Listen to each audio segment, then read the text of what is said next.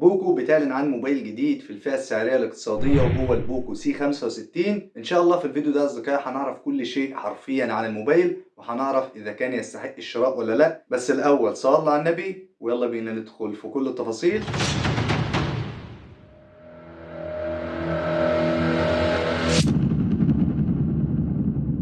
اهلا بيكم من جديد في عالم الموبايلات. هبدأ معاكم اولا بالمواصفات العادية للبوكو سي 65. واولا التصميم، الموبايل مصنوع من خامات بلاستيكية سواء الظهر او الاطار الجانبي. اما الواجهة الامامية طبعا مصنوعة من الازاز. اما ابعاد الموبايل الطول 168 مللي والعرض 78 مللي. اما سمك الموبايل 8.9 مللي والوزن 192 جرام. التصميم رائع وشيك ومفيهوش اي مشاكل. طبعا الموبايل بيدعم شريحتين اتصال 4G وبيدعم تركيب كارت ميموري لحد 1 تيرا بايت علشان تزويد المساحة الخارجية. وبرضه الموبايل بيدعم بصمة الإصبع موجودة على زر الباور وبيدعم بصمة الوجه. وكمان الموبايل بيدعم خاصية NFC للدفع الإلكتروني الذكي أو نقل الملفات عن قرب، وبيدعم خاصية الأوتو جي لنقل الملفات عن طريق فلاشة خارجية. والموبايل بيدعم سماعات مونو عادية مش ستيريو، وبيدعم مدخل سماعات الأذن، وبيدعم محرر الصور والفيديو والمستندات، وبيدعم تشغيل الصوت والفيديو بأكتر من صيغة. أما نظام التشغيل أندرويد 14 مع واجهة MIUI 14، ودي واجهة مخصصة لموبايلات بوكو. دي المواصفات العادية اللي موجودة في البوكو سي 65. نيجي بقى للمواصفات الرئيسية واللي من خلالها بتقرر هتشتري الموبايل وبتحكم على الأداء. وأولا البطارية واللي بتكون بسعة 5000 ملي أمبير،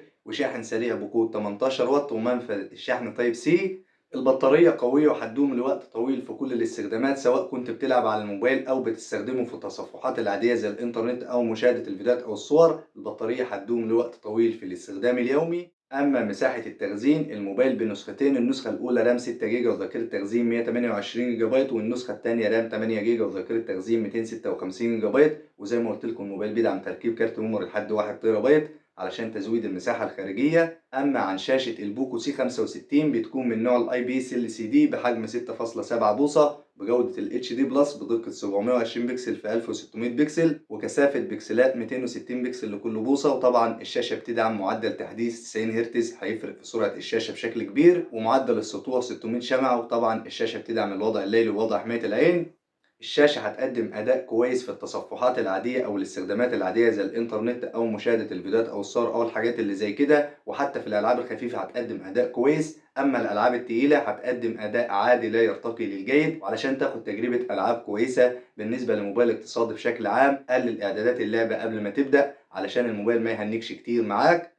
أما عن أداء البوكو سي 65، المعالج إيه ظروفه؟ قوي ولا ضعيف؟ تعالوا كده نشوف مع بعض. المعالج يا أصدقائي بيجي من شركة ميديا تك هيليو جي 85 ثمان النواة بدقة تصنيع 12 نانومتر، والمعالج الرسومي مالي جي 52. المعالج رغم انه قديم ولكن هيقدم اداء كويس بالنسبة للاستخدامات العادية زي التصفحات في الانترنت او مشاهدة الفيديوهات او الحاجات اللي زي كده. وبرضه في الالعاب الخفيفة هيقدم اداء كويس. اما الالعاب التقيلة علشان تاخد تجربة العاب كويسة لموبايل اقتصادي سواء في الشاشة او في المعالج، قلل اعدادات اللعبة قبل ما تبدأ علشان ما تحسش بتهنيج ولاج معاك في الالعاب. وبرضه المعالج في التصوير بيقدم اداء كويس. هيجي واحد هيقول لي المعالج داخله بالتصوير، هقول لك زي ما بقول لك كل مره يا صديقي العزيز في اي فيديو، المعالج هو عقل الجهاز، هو الامر الناهي في كل شيء حرفيا داخل الموبايل. نيجي بقى لكاميرات البوكو سي 65. واولا الكاميرا الاماميه واللي بتكون بدقه 8 ميجا بكسل بفتحه عدسه 2.0 وبتدعم تصوير الفيديوهات بجوده الفول اتش دي بدقة 1080 بكسل بمعدل التقاط 30 إطار في الثانية. الكاميرا الأمامية أو كاميرا السيلفي هتقدم أداء عادي لا يرتقي للجيد ولا هيكون ضعيف. أما الكاميرات الخلفية، الكاميرا الأولى والأساسية بدقة 50 ميجا بكسل بفتحة عدسة 1.8، والكاميرا الثانية بدقة 2 ميجا بكسل للتصوير الماكرو بتقرب الأشياء الصغيرة بفتحة عدسة 2.4، والكاميرا الثالثة والأخيرة للذكاء الاصطناعي. طبعا الكاميرات الخلفية بتدعم أوضاع ال HDR والبانوراما والتصوير الليلي والتعرف على المشهد بالذكاء الاصطناعي والتركيز التلقائي، وتصوير الفيديوهات بجودة الفول اتش دي بدقة 1080 بكسل بمعدل التقاط 30 إطار في الثانية. الكاميرات الخلفية من أهم مميزات الموبايل وهتقدم أداء كويس من حيث الجودة أو الألوان، هتاخد صورة رايقة واضحة مفيهاش أي مشاكل. نيجي بقى الألوان البوكو سي 65. الموبايل بثلاث ألوان، بالأسود والأزرق والبنفسجي زي ما هو واضح قدام حضراتكم. أما عن محتويات علبة البوكو سي 65، بيكون موجود في العلبة الموبايل وعليه سكرينة من الشركة، وموجود راس الشاحن بقوة 18 واط وكابل يو اس بي تايب سي، وموجود جراب لحماية الموبايل ودبوس معدني لاستخراج شريحة الاتصال وكارت الميموري، وموجود برضه في العلبة كتيب التعليمات أو دليل البدء السريع وشهادة الضمان. مش بيكون موجود في العلبة سماعات الهاند فري، وده أمر عادي بالنسبة لبوكو وشاومي بشكل عام. ده بالنسبة لمحتويات علبة البوكو سي 65. نيجي بقى للخلاصة واللي من خلالها هنعرف إذا كان الموبايل هيقدم قيمة مقابل سعر ولا لأ، يستحق الشراء ولا لأ. من الآخر كده يا أصدقائي الأعزاء، الموبايل بسعر رخيص جدا وبمواصفات نقدر نقول في شركات تانية بتكون أغلى من كده بكتير، فبالتالي هيقدم أداء كويس بالنسبة للاستخدامات العادية. لو أنت عايز موبايل للاستخدامات العادية زي التصفحات في الإنترنت أو مشاهدة الفيديوهات أو الحاجات اللي زي كده، الموبايل هيقدم لك أداء كويس. أما لو أنت عايز الموبايل للألعاب الخفيفة، الألعاب العادية، برضه هيقدم لك أداء كويس. أما الألعاب التقيلة اللي الرسومات بتاعتها بتكون عالية زي لعبة بابجي أو كول أوف ديت أو فري فاير أو الحاجات اللي زي كده، الموبايل هيقدم أداء متواضع مش أداء عالي، علشان تكون عارف،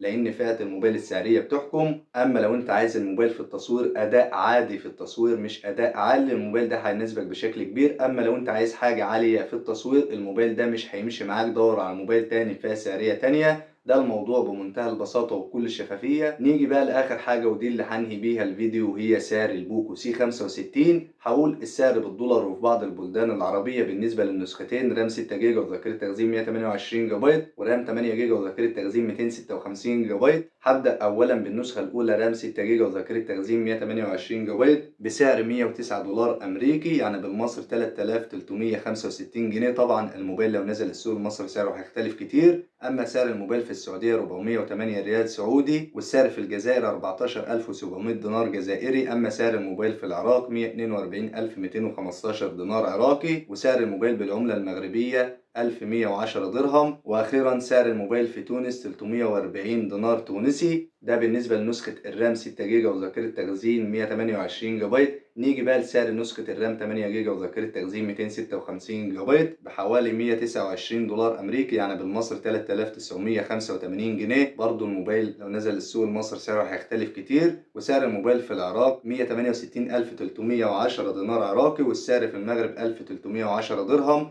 أما السعر بالسعودي 480 ريال، والسعر بالعملة الجزائرية 17400 دينار. وأخيرا سعر الموبايل في تونس 405 دينار. ده سعر الموبايل بالدولار وفي بعض البلدان العربية للنسختين: رام 6 جيجا وذاكرة تخزين 128 جيجا بايت، ورام 8 جيجا وذاكرة تخزين 128 جيجا بايت. لو حابين تعرفوا السعر بأي عملة سيبولي تعليق وهرد عليكم فورا. وحاجة مهمة جدا لازم تعرفوها يا أصدقائي الأعزاء: السعر قد يختلف بالزيادة أو النقصان على حسب الدولة أو على حسب الأسواق. وبس كده. يا رب الفيديو يكون عجب حضراتكم وقدرت افيدكم بشكل كبير. ما تبخلوش على اخوكم بالدعم، لايك للفيديو واشتركوا في القناه وفعلوا الجرس لو بتشوفوني من على اليوتيوب. اما لو بتشوفوا الفيديو من على الفيسبوك، لايك للفيديو ومتابعه للصفحه. في النهايه ما تنسوش تصلوا على النبي. اشوفكم على خير في فيديوهات جديده ان شاء الله. سلام.